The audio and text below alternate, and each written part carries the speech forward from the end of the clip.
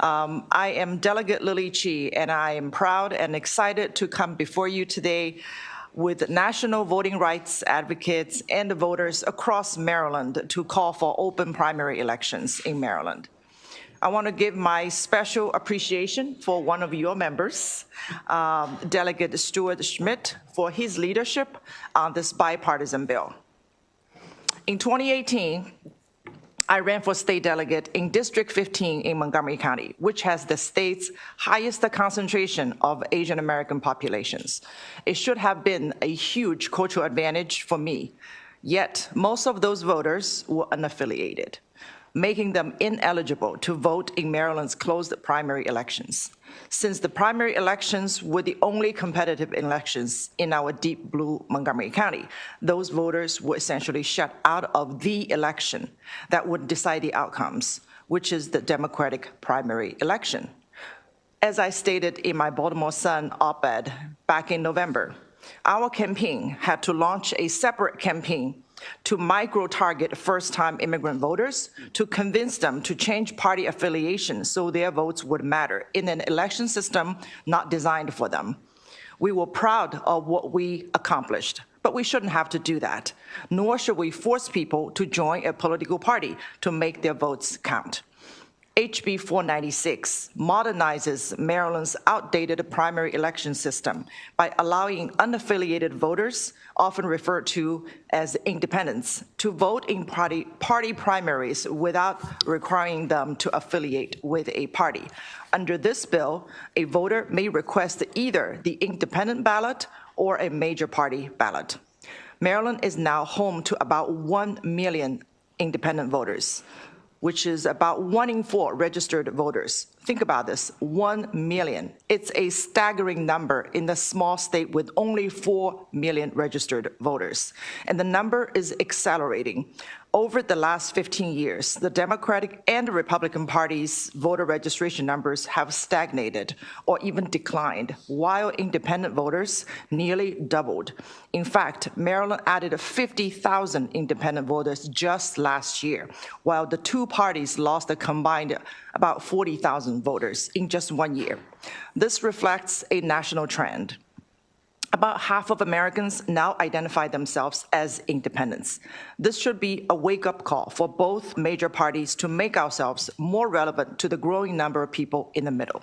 So who are those independent voters? They are diverse in every possible way, and you will hear from many of them, including some veterans who fought for this country and fought for our rights, but are now finding their voting rights impeded by Maryland's closed primary elections. And many of them are also party-averse immigrants from countries where politics often evokes fear and distrust. Another fast-growing cohort of independent voters is young people. In fact, over half of millennials and Gen Zs identify themselves as independent when they register to vote at age 16 in Maryland. The last thing on their mind is to affiliate with a political party. By the time they actually go to vote at age 18, they are surprised to find that they can only vote for the school board members, with all other options left intentionally blank. This is undemocratic. Most elections are now decided by primary elections in both red and blue counties, with many elected leaders only concerned about being primaried in their next election.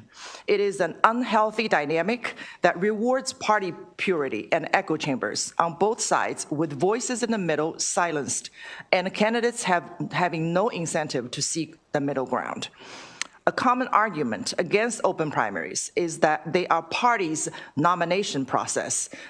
This argument ignores today's demographic realities and the fact that primary elections are still funded by taxpayers and conducted by a public entity, which is the government, not political parties, and therefore should be open to all registered voters.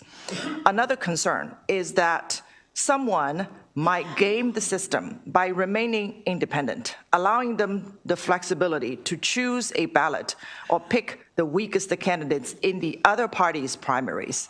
Ironically, I have to point out that it is our current system that encourages people to game the system, with some independents feeling compelled, or even third-party voters feeling compelled to register as members of the majority party to make their voices count.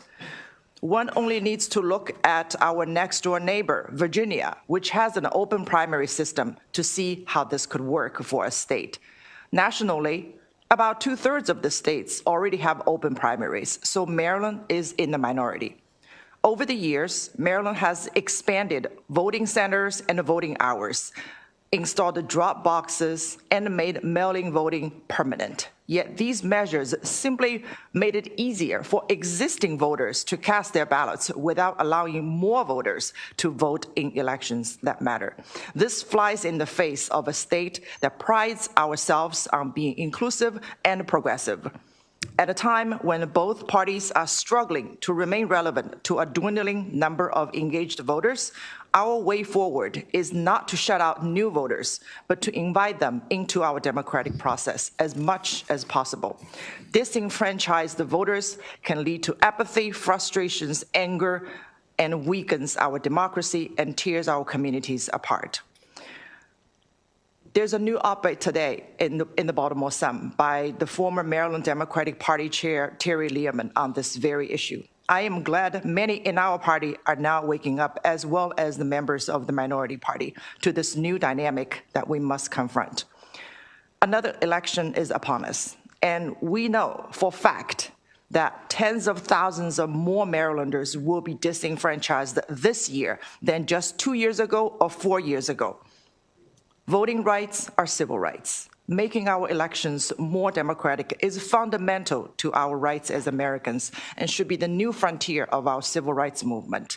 As more Americans are turned off by political divisions, we should use every tool to bring our politics to the middle, where most Americans are.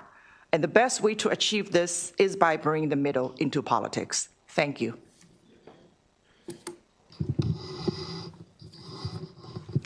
Chair, Vice Chair, and members of the committee. My name is Melanie Combs-Dyer, and I chair the Independent Voters of Maryland Executive Committee. Our mission is to fight for the voting rights of unaffiliated voters and increase awareness of Maryland's lack of open primaries. I'm here today in strong support of House Bill 0496. This bill allows an unaffiliated voter to vote in the primary without first having to join one of the other parties. Today in Maryland, most elections are effectively decided in the primary, yet a growing number of voters are excluded. And as Delegate Chi just said, the current system currently disproportionately affects young people and people of color. You know, I'm a provisional election judge in my local community, and I feel so sad when I see an unaffiliated voter arrive at the polls on primary election day.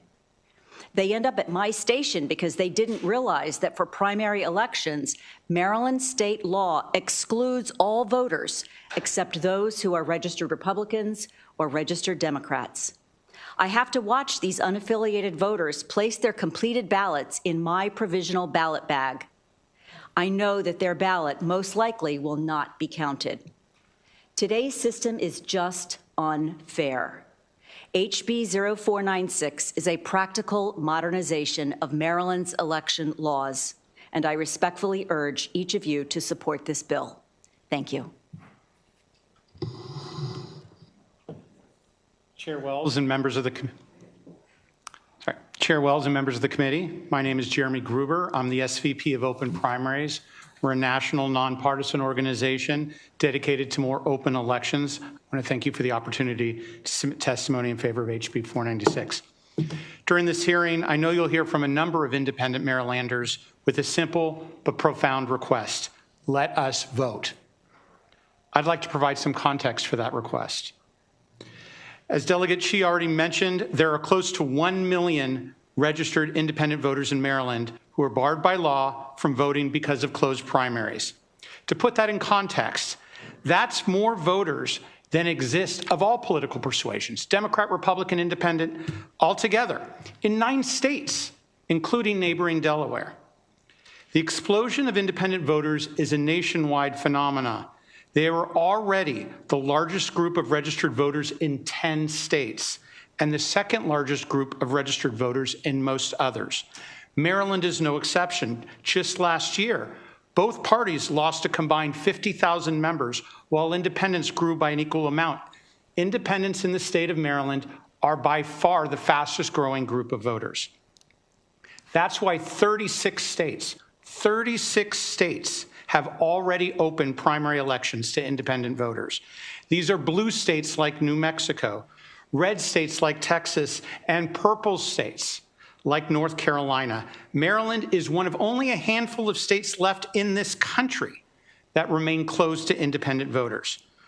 Primary elections cost Maryland taxpayers millions of dollars every election year. They are held in government buildings, run by government employees, and administered by the State Board of Elections. These are public elections.